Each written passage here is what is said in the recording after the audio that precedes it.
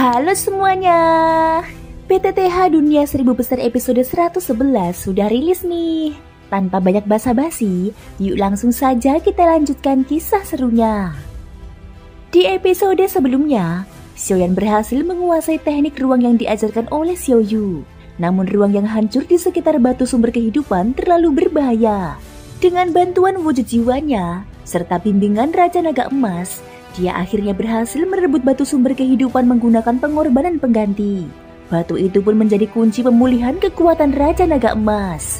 Setelah menyerahkan sebagian energi kehidupan kepada Xiaoyan melalui Sheng Suiyun, Raja Naga Emas memutuskan untuk memasuki pengangsingan demi memulihkan kekuatannya. Sementara itu, Wu Yingying terpisah dan menghadapi sosok gadis mungil misterius, penyihir kolam Kaisar Xuanling. Gadis itu memperlihatkan kekuatan luar biasa yang membuat Mu Yingying nyaris tidak berdaya, sebelum akhirnya diselamatkan oleh serangan api hitam yang misterius. Di dalam kediaman keluarga Kekaisaran Xuanling, sebuah pintu kecil yang redup perlahan terbuka. Beberapa sosok masuk dengan hati-hati, dan di antara mereka tampak seorang tokoh yang pernah hadir dalam seleksi super sekte dahulu, pemimpin dari Solomon. Solomon merupakan salah satu sekte yang sangat rendah hati di wilayah Xuan Santian. Nama mereka jarang terdengar di luar, dan para muridnya pun menjaga diri agar tidak menonjol. Namun meskipun demikian, wibawa Solomon tetap tidak tergoyahkan. Bagaimanapun mampu berdiri sejajar dalam jajaran 9 sekte super di antara sekian banyak sekte yang jumlahnya tak terhitung, jelas menunjukkan kedalaman fondasi yang tidak dimiliki oleh sekte biasa.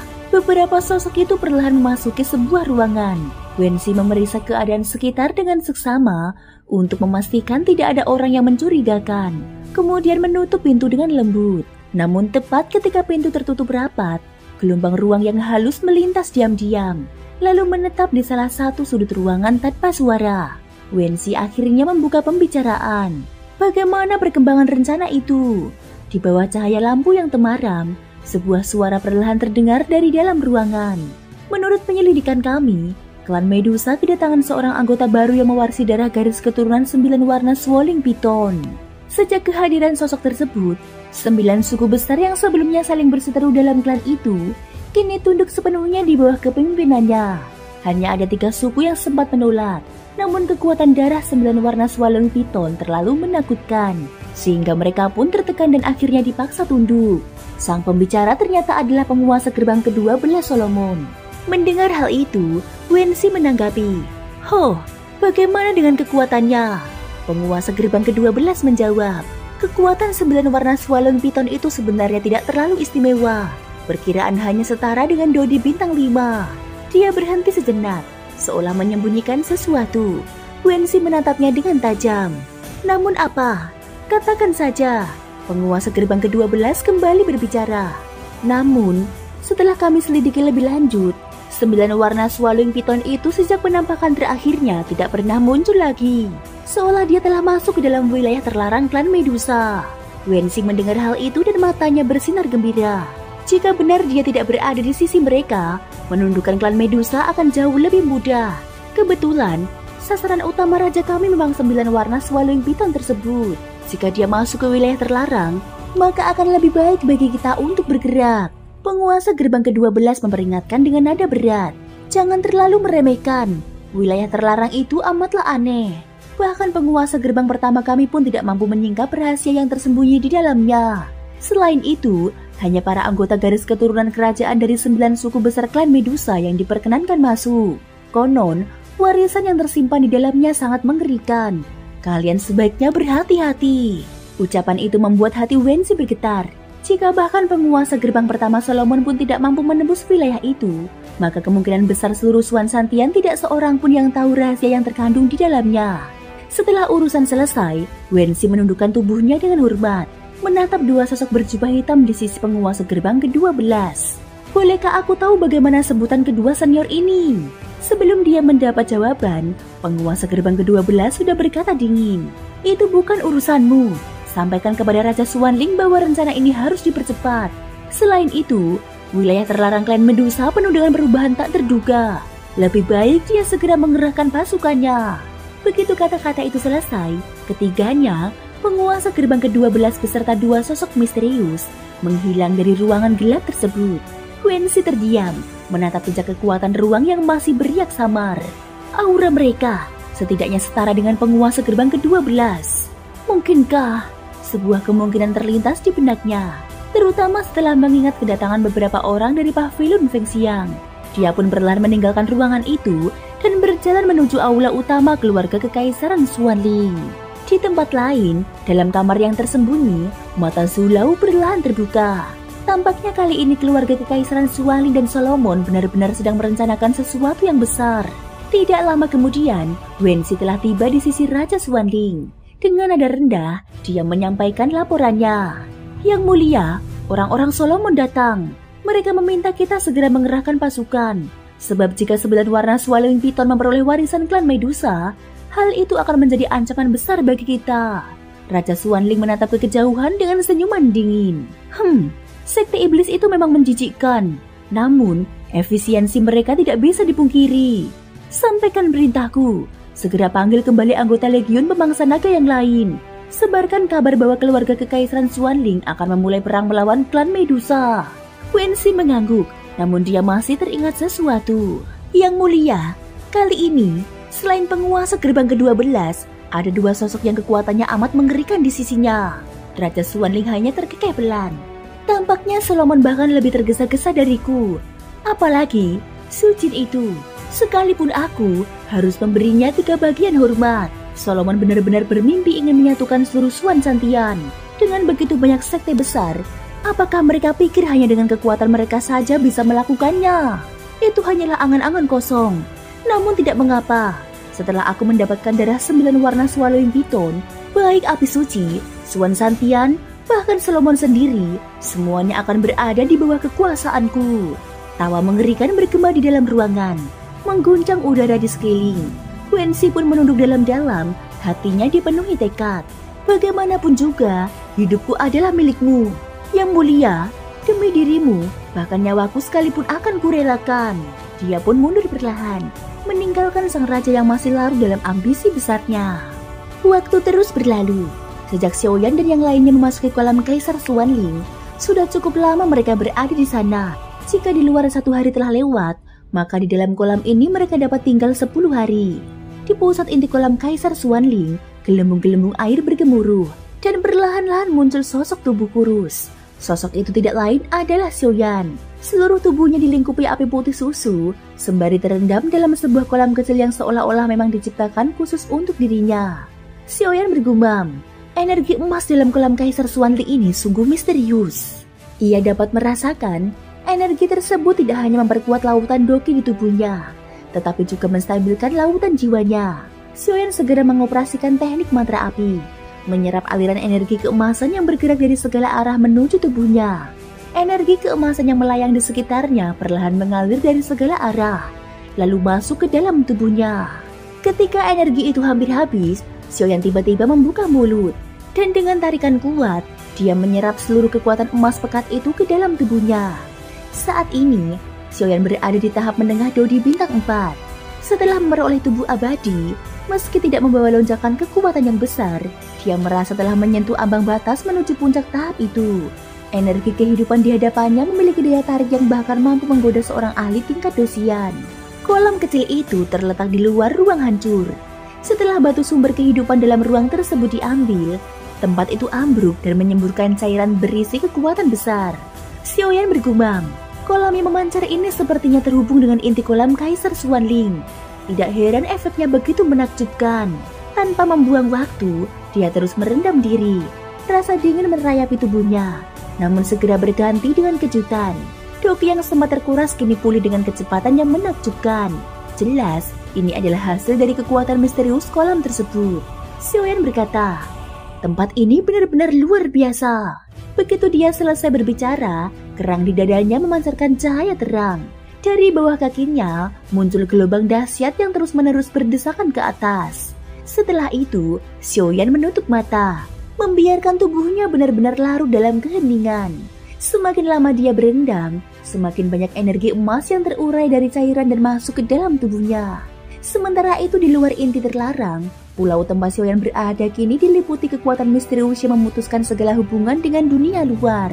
Bahkan Mu Yingying yang sempat menemukan pulau itu pun tidak sanggup menembusnya. Setelah berendam selama 10 hari, Mu Yingying tiba-tiba membuka mata. Dia bergumam, waktunya telah tiba. Tangannya segera mengambil pil Dodi, membuka botol kecil dan memperlihatkan pil bercahaya dengan ukiran halus yang indah. Dengan suara pelan, dia berkata, "Kali ini aku akan mengandalkanmu." Lalu dia menelan pil tersebut, melanjutkan penyerapan energi emas, bersiap menembus ke tingkat Dodi bintang 5. Berbeda dengan Mu Yingying, Xiaoyan berendam jauh lebih lama. 3 bulan penuh dia larut dalam kolam, meskipun di dunia luar hanya berlalu 10 hari. Kini waktu yang tersisa sebelum keluar dari kolam Kaisar Xuanling tinggal 10 hari lagi. Xiaoyan tersenyum tipis, merasa kagum. Kolam Kaisar Xuanling ini benar-benar harta berharga. Dengan 3 bulan itu, laut jiwanya telah terbentuk jelas, dan wadah Doqi dalam tubuhnya mengalami pemurnian, seakan menjadi lebih sempurna. Dia bahkan bisa merasakan tanda-tanda untuk menembus Dodi bintang 4 puncak. Xiaoyan pun membuka matanya. Waktunya telah tiba. Dia melompat keluar dari kolam, lalu menatap benda bulat yang mengandung energi kehidupan murni di tangannya. Apakah aku dapat melangkah ke Dodi bintang 4 puncak? Semua bergantung padamu. Xiaoyan mengangkat tangan. Seketika, daya hisap dahsyat menarik seluruh energi kehidupan ke dalam tubuhnya. Begitu energi itu masuk, tubuhnya dipenuhi perasaan nyaman yang sulit dilukiskan. Xiaoyan segera mengendalikan mantra api itu untuk mengolah energi tersebut, perlahan-lahan melepaskan dan menyerapnya, menjadikannya kekuatan murni. Dengan kesabaran dan kendali penuh, Xiaoyan perlahan menuntun kekuatan itu melebur ke dalam tubuhnya, menuju ke terobosan yang amat dinanti. Sejak Xiaoyan dan yang lainnya memasuki kolam Kaisar Xuanling, hampir sebulan pun telah berlalu. Esok hari adalah saat mereka meninggalkan tempat ini. Di dalam kolam, suara dentuman yang keras bergema berulang kali, mengguncang pulau kecil yang sunyi itu. Tawa bergema lantang, penuh semangat dan kebanggaan. Berhasil. Orang itu tidak lain adalah Xiaoyan. Dia mengangguk puas seraya berkata, "Kekuatan hidup ini benar-benar menakutkan. Hanya sebutir kecil energinya saja sudah cukup membuatku menembus hingga ke tahap puncak Dodi bintang 4. Xiaoyan segera menggerakkan mantra api di dalam tubuhnya. Seketika, api berwarna putih susu menyembur deras keluar. Daya api itu kini jauh lebih kuat dibandingkan sebelumnya setelah dia menyerap cairan kolam dan energi kehidupan. Bahkan, Xiaoyan merasakan bahwa di dalam lautan jiwanya terdapat kekuatan misterius yang bersemayam, seakan menjadi pijakan menuju tingkat Dodi bintang 6. Dia menatap ke arah ruang yang terletak di sampingnya, lalu membungkukkan tubuh dengan penuh hormat. Sudah saatnya pergi. Setelah itu, dia menyimpan pedang abadi, memanggul kembali penggaris kuno miliknya, dan melangkah menuju batas terlarang. Namun tepat setelah kepergiannya, suara dalam dan tua bergema di sekitar ruang yang retak itu. Karena ini adalah pilihan Yusuan, maka aku tidak akan ikut campur. Jika tidak, mendapatkan batu sumber kehidupan tidak akan semudah itu. Tak kusangka, bahkan Raja Naga Emas hampir saja gugur. Kekuasaan ras iblis dari luar wilayah benar-benar menakutkan. Sekarang, setelah batu sumber kehidupan musnah, sudah saatnya aku juga pergi." Usai berkata, suara itu berubah menjadi cahaya terang, kemudian perlahan menghilang dari ruang tersebut. Dalam kegelapan, suara penuh amarah terdengar. "Sialan, orang tua itu meninggalkanku seorang diri di sini." Sosok penyihir perempuan mendongak dengan wajah muram, lalu merasakan sesuatu yang mengejutkan. Fluktuasi ini, orang tua itu telah menyentuh puncak Dodi. Wajahnya segera berubah dingin, sembari menekan rapat seluruh auranya. Dia tidak ingin memiliki keterkaitan dengan sosok tua itu, sebab dia tahu benar, sejak awal kelahiran kolam Kaisar Xuanling, sosok tersebut telah ada. Sementara itu di tepi pulau terpencil, Xiaoyan menemukan pakaian-pakaian yang tampak familiar. Dia mendekat ke arah formasi pemindahan ruang yang menjadi jalan keluar dari tempat ini. Namun, tiba-tiba dia merasakan sesuatu dengan daya perasaan yang luas. Di hadapannya, tampak tubuh putih bagi giok, seakan menyatu dengan kolam Kaisar Xuanling. Sosok itu bagaikan keindahan surgawi, hanya dapat dipandang dari jauh, tidak untuk dinodai. Kulit seputih giok berpadu dengan air kolam berwarna emas. Rambut hitam panjangnya terurai basah, diterpa riak-riak halus kolam. Sosok itu adalah Mu Yingying. Kedua matanya terpejam, sementara di dahinya perlahan muncul api berwarna biru tua. Nafasnya lembut, setiap hembusan membawa kekuatan yang amat murni. Xiaoyan sempat terkejut, namun segera menenangkan diri. Meski Mu Yingying berada di hadapannya tanpa busana, dia tidak goyah. Xiaoyan bukanlah orang yang tergoda oleh nafsu. Dia ingin menggunakan kekuatan kolam Kaisar Xuanling untuk menembus Dodi bintang 5. Itu agak memaksakan. Ketika dia menyadari niat Mu Yingying, Xiaoyan menunjukkan ketertarikan. Tubuh perempuan itu memancarkan pesona menggoda. Meskipun tertutup oleh air kolam emas, tiba-tiba aura Mu Yingying melonjak tajam. Energi dari segala penjuru kolam tertarik masuk ke tubuhnya dengan deras. Xiaoyan mengangguk, kagum akan keberaniannya. Cerdas sekali. Tanpa nyali besar, siapapun tidak akan berani bertaruh demikian. Meski kolam ini menyimpan kekuatan misterius, namun tidak seorang pun tahu apakah itu membawa manfaat atau malapetaka. Gelombang energi semakin pekat, membuat tubuh Mu Yingying dipenuhi cahaya. Dan kekuatannya naik pesat hingga ke tingkat awal Dodi bintang 5. Namun, prosesnya belum berhenti. Dia berusaha langsung menembus tahap pertengahan. Melihat hal itu, mata Xiaoyan menyipit. Dia hendak menembus Dodi bintang 5 tahap menengah dengan paksa. Energi keemasan dari kolam terus menyatu dengan tubuh Mu Yingying. Api biru di dahinya bergetar, memancarkan gelombang panas membara. Xiaoyan bergumam belan. Api itu, ada sesuatu yang aneh. Panasnya kuat, namun seolah kehilangan sesuatu. Mu Yingying terus melangkah maju dalam terobosannya. Tiba-tiba, di depan dadanya muncul gumpalan energi putih susu, memancarkan kekuatan yang amat mengerikan. Xiaoyan menajamkan penglihatan dengan kekuatan jiwa. Itu, kekuatan sebuah pil. Meski sebagian besar telah diserap, kekuatan yang tersisa masih amat besar. Pantas dia berani memaksa menembus tahap menengah. Rupanya dia memanfaatkan kekuatan sisa dari sebuah pil, ditambah energi kolam. Meski aku tidak tahu jenis pil apa itu, jelas tingkatannya tidaklah rendah. Energi keemasan dan daya pil berpadu menyatu, membuat kekuatan Mu Yingying melonjak tajam. Xiaoyan berdiri di sampingnya, menjaga agar tidak ada gangguan. Dia paham betul, di saat genting seperti ini, satu interupsi kecil saja dapat berakibat fatal. Di tubuh Mu Yingying, daya hisap yang amat besar tiba-tiba meledak, seketika menyerap bersih sisa energi dari pil Dodi. Energi emas dalam kolam Kaisar Xuanling pun semakin melemah. Jelas karena daya serapnya yang begitu menakutkan, hingga energi di dalam kolam itu kian menipis. Seolah menyadari adanya gejolak, kening Mu Yingying berkerut halus. Api biru yang menyala samar di dahinya perlahan meredup. Melihat itu, Xiaoyan menggeleng pelan. Dia mengetahui dengan jelas bahwa sekalipun Mu Yingying sudah menyerap energi dari kolam Kaisar Xuanling dan pil Dodi, tetap masih sedikit kurang untuk benar-benar menembus ke tahap menengah Dodi bintang 5. Ledakan hebat segera terdengar. Seluruh tubuh Mu Yingying dilingkupi ledakan doki yang mengamuk, membuat air kolam yang tadinya tenang bergetar dahsyat. Aura di sekelilingnya menjadi kacau, dan wajahnya pun berubah pucat. Dengan mata tajamnya, Xiaoyan segera menyadari bahwa ini adalah pertanda kegagalan dalam kenaikan tingkat. Sekali gagal, akibatnya bisa ringan berupa luka berat, atau parah hingga mengguncang fondasi. Xiaoyan menatapnya dalam diam, lalu berbisik pada dirinya sendiri. Masih tidak mau menyerah. Mengetahui tekad Mu Yingying, senyuman tipis muncul di wajahnya. Kalau begitu, biarlah aku membantumu. Tatapan Xiaoyan berkilat dengan panas yang jarang terlihat. Tubuhnya segera digerakkan oleh teknik mantra api yang dijalankan hingga batas tertinggi. Dari dalam tubuhnya, menyembur keluar doki berbentuk api putih susu yang amat dahsyat. Lantas dialirkan tanpa henti menuju Mu Yingying. Namun, hal yang mengejutkan terjadi.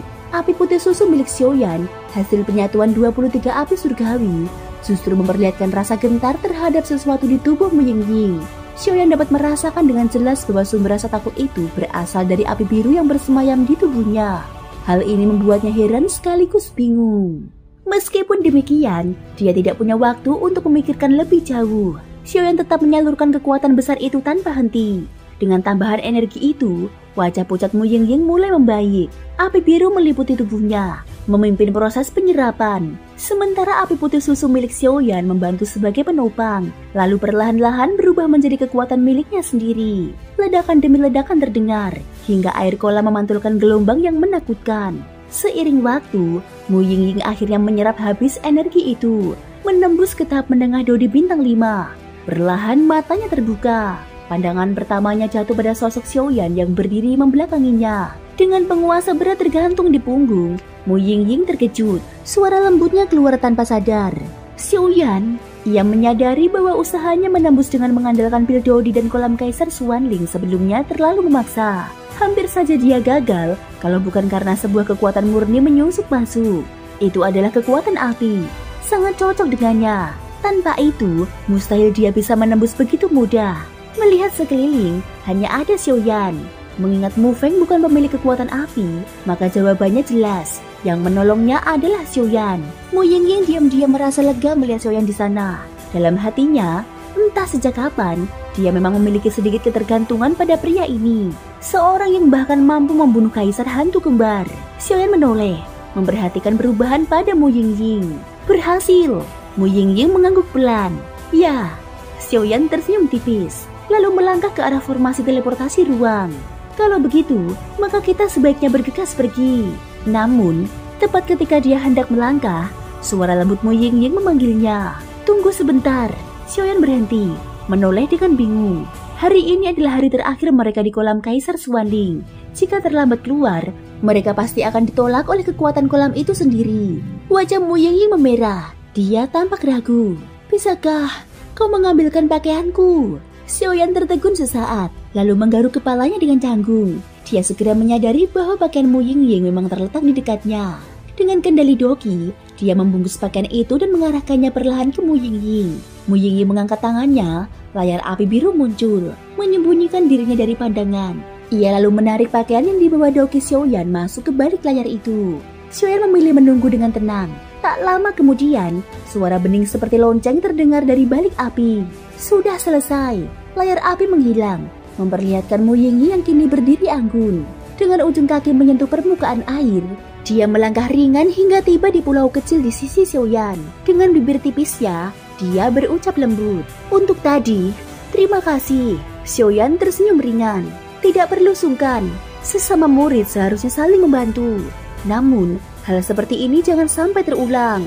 Memaksa menembus tingkat dengan cara demikian sangat berbahaya. Wajahnya menjadi serius. Nada suaranya tegas memberi peringatan. Dia tahu benar, tanpa bantuannya, Mu Yingying mungkin sudah binasa. Mu Yingying menunduk sedikit, lalu menjawab dengan suara lembut. Aku mengerti. Xiaoyan menatap ke depan, lalu berkata, jika demikian, mari kita berangkat. Dia kembali menyapu area sekitar dengan kekuatan jiwanya, namun tidak menemukan jejak Mu Feng. Setelah merenung sejenak, dia kembali berbicara. Tidak ada tanda-tanda aura Mu Feng. Sepertinya dia telah lama meninggalkan tempat ini. Mendengar itu, mata Mu Yingying mendadak berkilau penuh keterkejutan. Xiaoyan, kamu telah menembus ke tahap puncak Dodi bintang 4. Xiaoyan hanya menggeleng ringan. Suaranya datar tanpa riak emosi. Ya, hanya kebetulan belaka. Wajah Mu Yingying tersenyum cerah. Baiklah, mari kita berangkat. Sebelum pergi, Mu Yingying menatap dalam ke arah kedalaman kolam. Kakak, tunggu aku. Aku tahu engkau pasti berada di ruang bawah tanah keluarga kerajaan Xuanling ini. Aku pasti akan datang menjemputmu. Xiaoyan menoleh. Dia mengatakan, ayo pergi. Keduanya pun melangkah menuju tepi formasi ruang angkasa. Formasi itu berdiameter sekitar 3 meter. Hanya cukup untuk menampung 3 orang sekaligus. Batu-batu keras yang menjadi landasan formasi itu tampak utuh meski ribuan tahun terkikis oleh energi kolam. Jelas menunjukkan bahwa batu itu bukanlah benda biasa. Di atas permukaan batu, terukir banyak simbol misterius yang saling terhubung membentuk pola rumit, menjadi inti dari formasi teleportasi ruang. Xiaoyan kemudian menatap ke arah Mu Yingying. Bersiaplah, aku akan segera mengaktifkan formasi ini. Mu Yingying mengangguk. Baik, mendapatkan jawaban itu, Xiaoyan menutup mata. Ia mengalirkan kekuatan inskripsi inti miliknya, melepaskan helai demi helai kekuatan mental yang memasuki formasi. Sekejap kemudian, cahaya menyilaukan menyemburat. Simbol-simbol misterius bergetar, dan aliran energi misterius pun bangkit dari formasi. Dalam kilatan cahaya itu, tubuh Xiaoyan dan Mu Yingying perlahan tersapu, menghilang dari inti kolam Kaisar Xuanling. Tempat itu kembali sunyi, seolah tidak pernah ada yang hadir. Cahaya menyilaukan kembali menyelimuti pusat formasi teleportasi. Lalu 2 sosok perlahan muncul. Yang pertama adalah seorang pemuda berwajah tenang, membawa penggaris hitam besar di punggungnya, dengan sorot mata gelap yang tajam. Yang kedua adalah seorang wanita dengan tubuh anggun. Rambut hitamnya terurai, pakaian rampingnya menonjolkan lekuk tubuhnya dengan jelas. Mu Yingying mendengus ringan, nadanya menyiratkan sedikit ketidakpuasan. Benar-benar merepotkan. Ternyata masih harus melewati 1 lapis lagi untuk keluar. Xiaoyan tersenyum tipis. Nada suaranya tetap tenang. Tidak lama lagi. Ayo, kita lanjutkan. Namun, tepat saat keduanya muncul, ruang di sekitarnya bergetar halus. seakan sedang terusik oleh kekuatan yang besar. Xiaoyan hanya berkata singkat sambil melangkah. Pergi. Dia sudah merasakan sesuatu, tetapi tidak berniat menyelidiki lebih jauh. Dia memilih melangkah menuju pinggir formasi, berniat melewati susunan itu. Tiba-tiba, suara mendesis melengking tajam menggema di dalam formasi. Tak lama kemudian, ledakan energi terdengar. Gelombang dahsyat berwarna kuning menyapu dengan kekuatan yang sanggup menghancurkan langit dan bumi. Langsung menghantam ke arah Xiaoyan. Xiaoyan mengerahkan mantra api dalam tubuhnya. Seketika, api berwarna putih susu menyelimuti dirinya. Namun dari benturan itu dia sadar, kekuatan lawan sama sekali tidak bisa diremehkan. Cahaya api dan aura kuning bertuburkan keras, menghasilkan gelombang energi yang memaksa Xiaoyan mundur beberapa langkah sebelum berhasil menstabilkan tubuhnya. Mu Yingying segera menoleh cemas. Xiaoyan, apakah engkau baik-baik saja? Xiaoyan menarik nafas dalam. Aku tidak apa-apa. Berhati-hatilah. Di sini sepertinya ada musuh yang bersembunyi. Tiba-tiba, tawa dingin penuh ejekan bergema di seluruh ruang formasi. Jadi, inilah anak muda yang menewaskan hantu kembar. Ternyata tidak lebih dari ini. Bersamaan dengan itu, ke-9 jalur keluar dari formasi 9 ikan menyambut naga terkunci rapat. Mata Xiaoyan pun menajam, penuh kewaspadaan. Ruang di hadapannya tampak beriak. Lalu dari dalam muncul sosok misterius. Dia mengenakan jubah hitam panjang. Tubuhnya diliputi kabut pekat berwarna gelap. Setiap langkahnya memancarkan aura mengerikan. Sosok itu perlahan menampakkan diri, dan aura menindas segera menyelimuti Xiaoyan serta Mu Yingying. Kemunculan sosok misterius berbalut jubah hitam membuat sorot mata Xiaoyan untuk pertama kalinya tampak begitu serius. Di sisi lain, mata indah Mu Yingying pun bergetar. Jelas dia juga merasakan betapa kuatnya aura dari orang misterius tersebut. Aura yang dipancarkannya bahkan lebih kuat dibandingkan kaisar hantu kembar yang mereka temui di hutan mayat. Sosok yang kala itu berada di setengah langkah menuju 8 bintang Dodi. Xiaoyan secara diam-diam mengerahkan Dogi di dalam tubuh dan perlahan mengumpulkannya pada satu titik hingga timbul gelombang kekuatan yang amat mengerikan. Xiaoyan akhirnya membuka mulut. Senior, apa maksudmu muncul di sini? Orang berjubah hitam itu tersenyum tipis. Tidak ada maksud lain. Aku datang hanya untuk mengambil sesuatu dari kalian berdua. Xiaoyan menatapnya tanpa ekspresi. Ho, sesuatu apa itu? Pikiran pertama Xiaoyan jelas. Orang ini datang dengan niat jahat.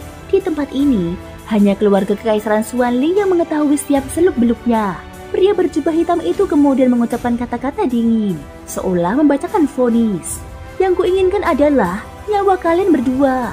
Usai berkata, dia segera mengangkat telapak tangannya. Dari telapak itu, menyembur keluar riak kekuatan yang amat mengerikan. Seketika menimbulkan gelombang kehancuran di dalam ruang formasi 9 ikan bermain dengan naga. Xiaoyan mendengus. Bajingan tua. Di telapak tangannya, sekuntum teratai pemusnah yang berkilau dengan 23 warna api segera mekar. Begitu orang berjubah hitam itu bertindak, ia tidak akan ragu untuk meledakannya secara brutal. Namun, pria berjubah hitam itu sama sekali tidak terguncang. Meski menyadari betapa mengerikannya teknik yang Xiaoyan pegang, dia tetap berbicara dengan datar. Jangan sia-siakan tenaga. Aku adalah salah satu sesepuh yang dipersembahkan oleh keluarga kekaisaran Xuanling. Wajah Xiaoyan seketika berubah suram. Tetua dari pavilion persembahan pada dasarnya adalah anggota dari Legiun Pemangsa Naga. Legiun tersebut beranggotakan 10 orang. 7 di antaranya telah masuk ke pavilion persembahan, sementara hanya 3 yang tidak. Dan setiap sesepuh memiliki kekuatan paling rendah setara dengan Dodi bintang 7. Sedangkan pria berjubah hitam di hadapannya jelas telah mencapai tingkatan Dodi bintang 8. Dengan kekuatan sebesar itu, peluang Xiaoyan untuk selamat nyaris tidak ada. Meski begitu, dia tetap memasang wajah tenang. Apakah ini perintah Raja Xuanling? Sambil berkata, dia diam-diam menyelipkan kekuatan jiwa ke dalam tubuh Mu Yingying. Sesaat kemudian, gadis itu terkejut melihat mata Xiaoyan dipenuhi semangat tempur yang menyala. Pesan yang disampaikan jelas, Xiaoyan akan menahan orang ini. Sementara Mu Yingying harus segera melarikan diri. Namun gadis itu segera menggeleng keras. Tidak, itu omong kosong. Lawan kita adalah seorang Dodi bintang 8. Aku tidak akan pernah setuju. Aku sama sekali tidak akan meninggalkanmu. Mata Mu Yingying bersinar tegas, penuh dengan keteguhan yang tak tergoyahkan. Xiaoyan kembali mengirimkan suara jiwa. Kalau kau tidak pergi, kita berdua akan mati di sini. Jawaban Mu Yingying begitu dingin, meski hatinya terguncang. Aku hanya tahu, jika terus seperti ini, maka engkau yang akan mati. Tubuhnya pun segera diselimuti api biru pekat yang memancarkan suhu mengerikan. Bahkan samudra jiwa Xiaoyan sendiri terasa terbakar olehnya. Orang berjubah hitam mengamati dengan acuh. Sudah selesai berunding. Kalau begitu, bersiaplah untuk mati. Dia tahu mereka sedang berkomunikasi dengan kekuatan jiwa, tetapi tidak menghentikannya. Baginya, di dalam ruang yang telah dia segel dengan kekuatan besar, mustahil ada yang bisa melarikan diri. Kecuali seorang dodi puncak turun langsung. Xiaoyan pun mengerahkan suara lantang. Cepat pergi! Sekuntum teratai pemusnah di tangannya segera dilemparkan dengan amarah yang memuncak. Orang berjubah hitam hanya mengulurkan tangan kurusnya. Lalu dari telapaknya memancar cahaya emas yang dipenuhi aura kematian. Dengan langkah mantap, dia menerjang maju. Ruang di sekelilingnya bergetar hebat, seakan tidak mampu menahan kekuatan yang dilepaskannya. Menghadapi serangan mematikan itu, Xiaoyan dapat mencium aura kematian yang menusuk. Dia memaksa meledakkan teratai pemusnah di jalur serangan. Dalam sekejap, suhu yang membakar dan kekuatan penghancur tiada tara meledak, memicu gelombang api yang menyapu sekeliling. Ledakan dahsyat terdengar. Boom! Namun meski menghadapi serangan pamungkas Xiaoyan, orang berjubah hitam hanya menunjukkan perubahan kecil pada ekspresinya. Kekuatan doki emas di telapaknya kembali meledak, menelan teratai itu secara brutal. Benturan itu hanya bertahan sekejap. Teratai pemusnah yang tampak menakutkan pun dipaksa hancur oleh kekuatan lawan. Orang berjubah hitam mendecakkan lidahnya. Teknik Dao yang aneh, tetapi dengan kekuatanmu yang hanya setara dodi bintang 4 puncak, kau tetap tidak berarti apa-apa di hadapanku. Perbedaan antara bintang 4 dan bintang 8 adalah jurang yang tak bisa diseberangi. Wajahnya tetap tenang saat dia merobek pertahanan Xiaoyan, lalu dengan kecepatan kilat menyerang kembali. Dari telapak tangannya, energi membunuh yang meluap-luap semakin dahsyat, siap merenggut nyawa lawannya. Thank you guys sudah mendengarkan ceritaku di episode kali ini sampai akhir. Ikutin terus kelanjutan episode berikutnya ya. Semoga hari kalian menyenangkan. Sampai jumpa dan bye-bye.